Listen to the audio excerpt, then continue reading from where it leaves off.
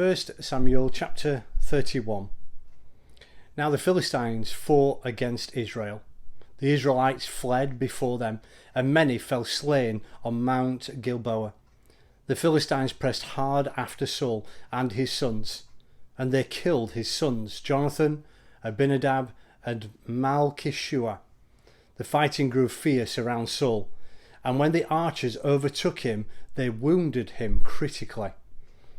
Saul said to his armour-bearer, "Draw your sword and run me through, or these uncircumcised fellows will come and run me through and abuse me."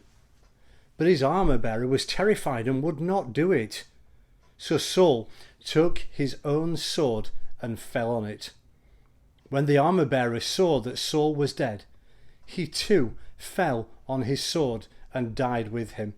So Saul and his 3 sons and his armour-bearer and all his men died together that same day.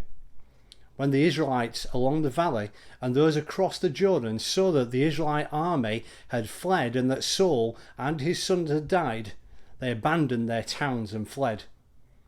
And the Philistines came and occupied them. The next day the Philistines came to strip the dead. They found Saul and his 3 sons fallen on Mount Gilboa.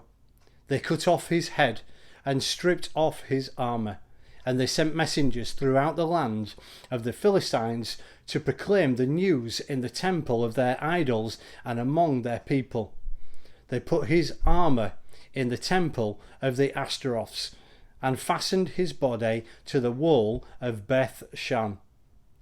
When the people of Jabesh Gilead heard of what the Philistines had done to Saul, all their valiant men journeyed through the night to Beth Shan.